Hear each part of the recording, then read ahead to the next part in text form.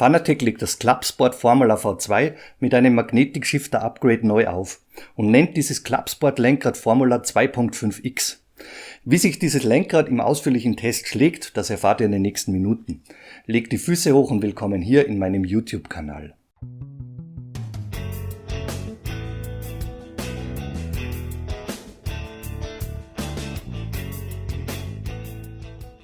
Zu Beginn wie gewohnt der Disclaimer. Fanatec hat dieses Testmuster zur Verfügung gestellt.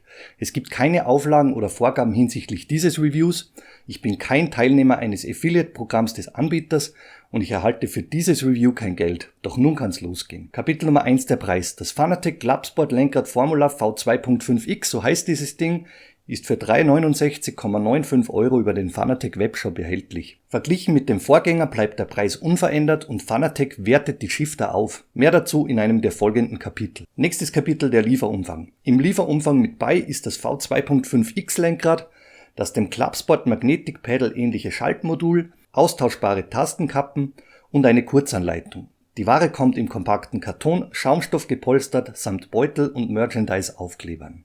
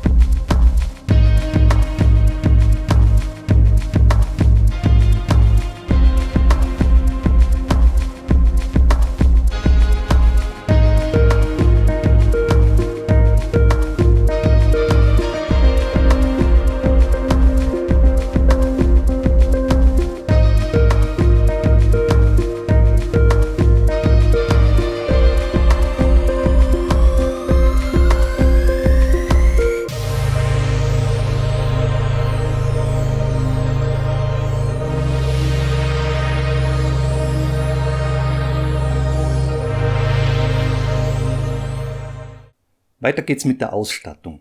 11 Knöpfe und 2 Schaltwippen, 2 rote Wippschalter und 2 Farbencoder.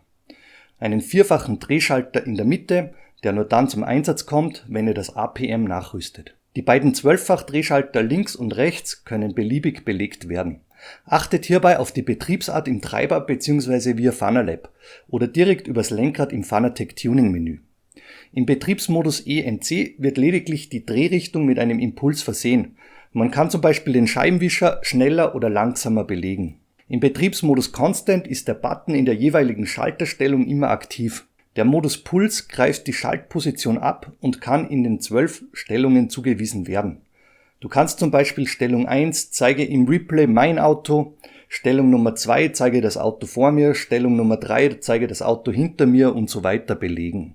Unten mittig ist der Xbox-Button samt weißer LED verbaut.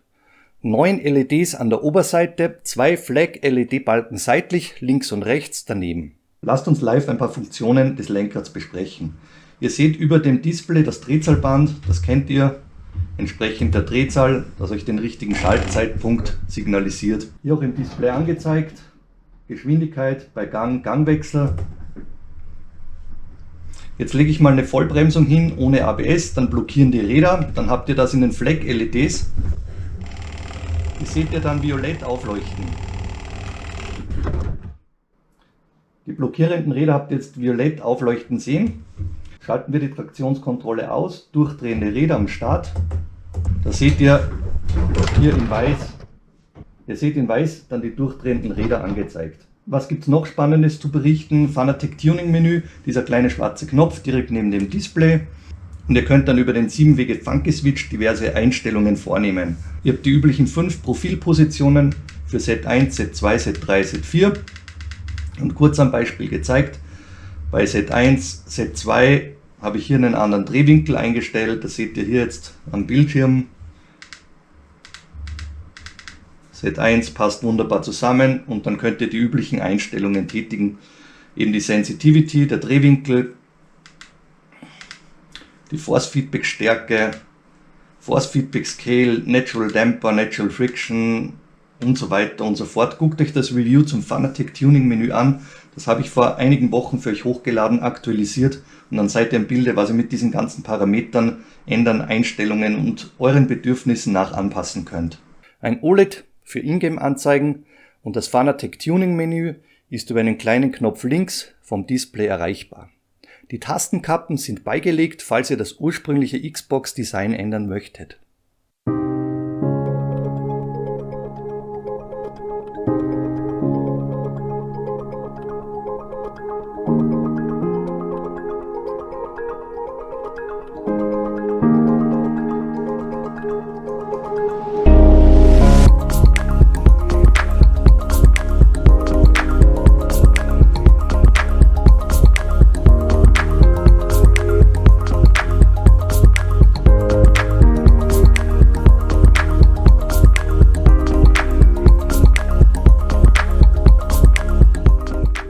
Weiter geht's mit der Kompatibilität. Das Lenkrad kann auf jeder derzeit erhältlichen Wheelbase von Fanatec genutzt werden und abwärts bis zu den Vorgängern CSW V2 bzw. CSL Elite.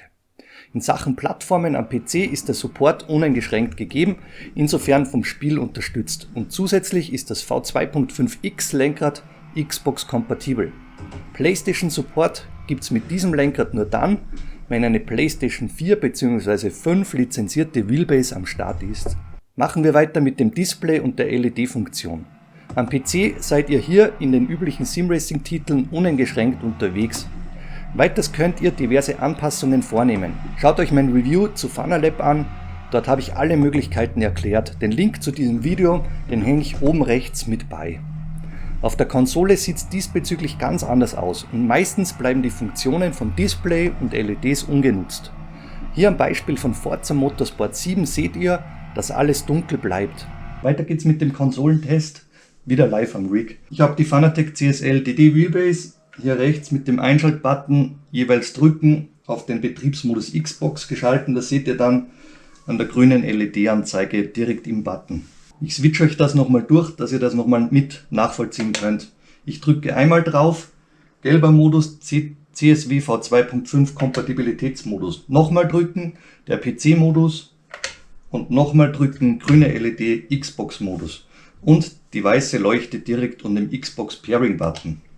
Ihr seht, wenn ich den drücke, könnt ihr sofort ins Xbox-Menü. Das ist das gleiche wie jetzt auf eurem Xbox-Controller.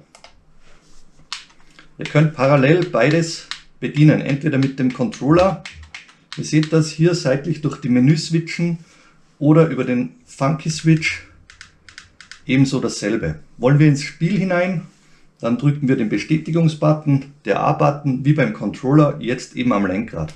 Drauf gedrückt, Forza Motorsport 7 und das Spiel startet schon.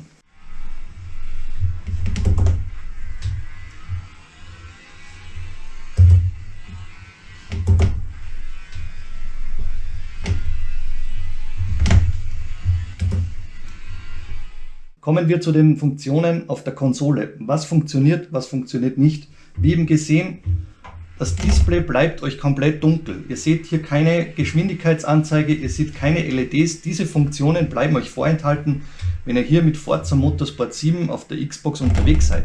Inwiefern das die Spieleentwickler bei anderen Spielen auf der Konsole implementieren, das weiß ich nicht. Nur beachtet diesen Umstand und lest euch bitte unbedingt vorher ein, inwieweit euer Lieblingsspiel diese Funktionen eines solchen teuren Lenkrads überhaupt unterstützt, damit ihr im Anschluss nicht enttäuscht seid. Was auf der Konsole auf jeden Fall funktioniert, zumindest getestet in diesem Spiel von mir, ist, ihr könnt Shifter, Handbrake in den diversen Modi nutzen. Wie gesehen, ihr seht meinen sequentiellen Shifter. Ich kann die Gänge ganz normal durchschalten, dritter Gang, zweiter Gang, erster Gang. Ich kann meinen sequentiellen Shifter umschalten auf den Haarschaltungsmodus. Und im Haarschaltungsmodus, das ist die einzige Ausnahme, wo ihr im Display des V2.5X Lenkrads auf der Xbox etwas angezeigt bekommt. Ihr seht die eingelegten Gänge, die werden mir ordentlich und richtig signalisiert. Ihr könnt diese ganz normal im Haarschaltungsmodus verwenden. Was auch funktioniert, direkt jetzt auf der Konsole, ist die Handbremse. Die kann ich betätigen, die kann ich ziehen, die funktioniert. Und alles weitere. Ihr könnt on the fly direkt im Spiel entscheiden, verwende ich meine Schaltpedals, könnt die durchschalten, 4. Gang, 3. Gang, 2. Gang, oder gehe ich auf den Haarschaltungsmodus, 3. Gang, 4. Gang, 2. Gang, oder Mittelstellung und in den sequentiellen Modus 1., 2., 3., 4. Das funktioniert alles wunderbar und einwandfrei. Machen wir weiter mit den optional erhältlichen Accessoires. Das Podium Advanced Pedal Module, kurz APM, kann mit dem V2.5X Formula Lenkrad genutzt werden und kostet knapp 180 €. Ebenso könnt ihr das Clubsport Magnetic Pedal Module nachrüsten. Dieses kostet knapp 100 € und unterscheidet sich verglichen mit dem Schaltmodul des 2.5X Lenkrads nur dadurch, dass es zwei unterschiedliche Schaltpedals in Carbon mitbringt. Die Mechanik ist aber dieselbe. Der Anschluss an die Wheelbase erfolgt durch den beigelegten QR1 Wheelside, welcher auch unter dem Namen Clubsport Quick Release Adapter bekannt ist. Die seit Jahren bekannte Mechanik des QR funktioniert über die Kugeln, die bei der Betätigung des QRs lose sind und das Lenkrad abgenommen oder aufgesteckt werden kann. Lässt man den QR-Ring dann los, dann rasten die Kugeln in der Lenkradachse ein und somit wird das Lenkrad fixiert. Weiter geht's mit dem Kapitel Optik. Die Carbonplatte sticht auf den ersten Blick ins Auge. Eine dunkle Farbgebung und die rote Umrahmung der Buttons bleiben verglichen mit dem Vorgänger unverändert. Das V2.5X Lenkrad wirkt optisch gesehen sehr üppig beladen. Unter dem Display und an der oberen Seite ist der Fanatec Schriftzug aufgedruckt. Die Schaltpedals und der Quick Release sind schwarz eingefärbt. Machen wir weiter mit der Haptik. Die Griffflächen sind mit Alcantara überzogen. Die Reinigung empfehle ich immer mit einem leicht befeuchteten Mikrofasertuch. Die Schalter sind mit Kunststoff eingefasst und unterscheiden sich haptisch gesehen deutlich von der wertigen Carbon-Frontplatte. Und so kommen wir zum nächsten Kapitel, die technischen Details. Das V2.5X Lenkrad bringt gute 1,2 Kilogramm auf die Waage, wenn der QR verbaut ist. Mit 27 cm Lenkraddurchmesser und dem klassischen Formula-Layout handelt es sich um ein sehr kompaktes Wheel. In den 36 x 26 mm ovalförmigen Griffen sind zwei Vibrationsmotoren verbaut, deren Funktion ihr nach euren Präferenzen anpassen könnt. Die 11 Buttons mit den 12 mm großen Tastenkappen lösen bei etwa 500 Gramm eher leichtgängig aus. Noch leichtgängiger ist die Betätigung der roten Kippschalter und die beiden Thumb Encoder, die haben nahezu keinen Betätigungswiderstand. Der analoge Joystick ist leichtgängig und der 7-Wege Funky Switch kann links, rechts, oben, unten und nach links oder rechts gedreht und ebenso gedrückt werden. Die Schaltmechanik löst sehr kräftig mit gut 1,5 Kilogramm aus und der Schaltweg liegt bei etwa 5 mm. Dabei bleibt die Schaltmechanik mit unter 70 Dezibel aus unmittelbarer Entfernung wohnzimmertauglich. Die Schaltpedals wurden aus 3 mm dickem Aluminium gefertigt und sind 70 mm breit. In der Ausgangsstellung beträgt der Abstand zum Rim um die 30 mm. Beim Display handelt es sich um ein 1 Zoll kleines OLED mit weißer Farbgebung, über welches ihr Telemetriedaten bzw. das Fanatec Tuning Menü angezeigt bekommen könnt. Das Fanatec Tuning Menü erreicht ihr über den kleinen schwarzen Knopf linksseitig vom Display. Kommen wir zu einigen allgemeinen Sachen, das Lenkrad betreffend. Der Lenkradwechsel wie üblich relativ unkompliziert bei Fanatec. Ihr zieht diesen Quick Release, könnt dieses Lenkrad abnehmen. Geht in Sekundenschnelle und dann beispielsweise hier schnappt ihr ein anderes Wheel, steckt dieses auf. In diesem Fall Simplified Quick Release mit diesem Kunststoffadapter.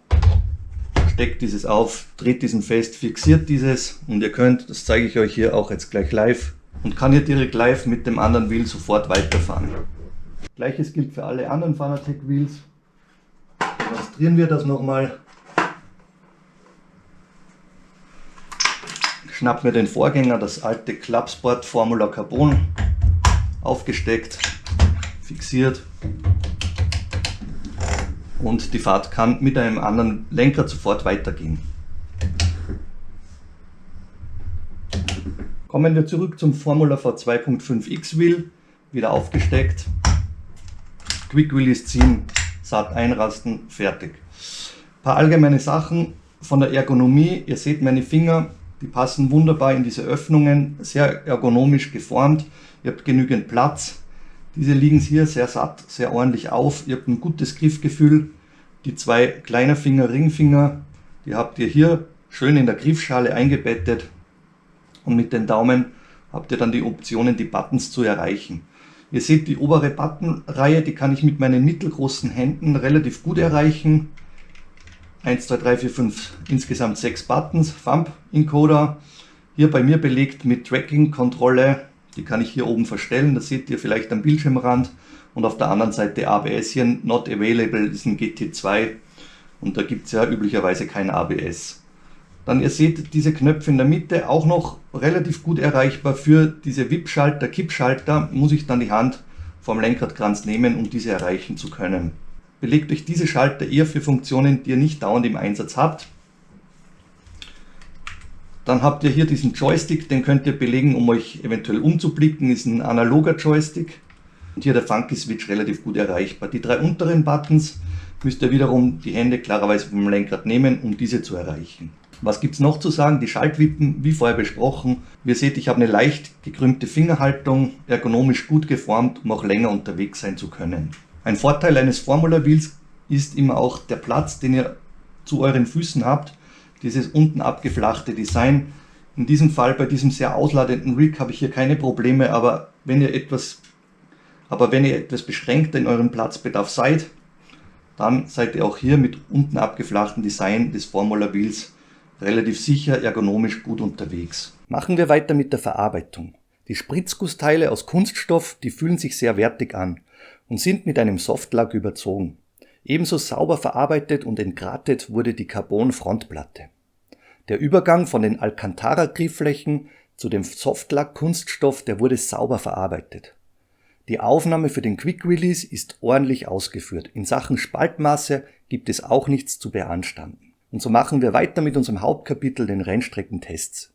Beim Formula V2.5X fällt der sehr kompakte Formfaktor auf und durch das leichte Gewicht fühlt sich dieses Lenkrad sehr agil an. Auch bei schwächeren Wheelbases kommt an den Griffflächen genügend Power an, da der Hebelweg bei 27 cm Durchmesser klein gehalten ist. Die Alcantara-Griffflächen nehmen Feuchtigkeit gut auf und fühlen sich sehr geschmeidig an, wenn man so wie ich ohne Handschuhe unterwegs ist. Die meisten Schalter sind sehr gut erreichbar, ohne die Hand vom Lenkrad nehmen zu müssen. Die vielen zusätzlichen Schalter und Thumb Encoder können eine zusätzliche Buttonbox in meinen Augen nahezu ersetzen. Das LED-Layout wirkt sehr stylisch und kann vielseitig eingesetzt bzw. angepasst werden. Die Schaltwippen sind ergonomisch gut platziert, um diese mit mittelgroßen Fingern wunderbar erreichen zu können. Und die Auslösekraft der Schaltmechanik ist sehr hoch. Ein sauberes Klickgeräusch und gutes Feedback der Schaltmechanik ist auf der Rennstrecke präsent. Kommen wir auf die Zielgerade. Negative, neutrale, positive Aspekte, das Fazit und die Kaufempfehlung. Nächstes Kapitel, die negativen Aspekte. Hier hat sich verglichen mit dem Vorgänger nichts getan, wenn wir über negative Aspekte sprechen müssen. Die Thumb Encoder Rasterung ist viel zu leichtgängig. In Rennaction wäre ein höherer Widerstand und ein lauteres akustisches Feedback von Vorteil. Weiters sollten Thumb Encoder satt einrasten, um präzise Einstellungen im Rennstress tätigen zu können. Nach wie vor ist der Kunststoffeinsatz bei einem 370 € teuren Lenkrad in meinen Augen zu hoch. Zumindest die Kunststoffeinfassungen der Buttons sollten in Aluminium gehalten sein. Von mir aus auch im Zuge einer Preiserhöhung auf knapp 400 €. Thumb Encoder und Kippschalter würde ich gerne aus hochwertigeren Materialien gefertigt sehen. Und so machen wir weiter mit den neutralen Aspekten. Das Auslösefeedback der 11 Buttons stufe ich als neutral ein. Es hört sich nur mittelmäßig wertig an, der Druckpunkt ist ebenso nur Mittelmaß. Die Displaygröße erfüllt ihren Zweck, für gut ablesbare Telemetriedaten ist diese aber grenzwertig klein. Der Preis kommt bei mir auf die Liste der neutralen Aspekte und rückt ein Stück näher sogar in Richtung positive Aspekte. Das 2.5X Lenkrad ist kein Schnäppchen, aber das Sprichwort "You get what you pay for" finde ich persönlich zutreffend. Fanatec hat den Preis gleich belassen und die Schaltmechanik komplett neu aufgelegt. Knapp 370 € ist viel Geld, aber Preis-Leistung stimmt in meinen Augen. Weiter geht's mit den positiven Aspekten. Die Verarbeitung und Funktion aller Bedienelemente ist einwandfrei, genauso wie die Ergonomie.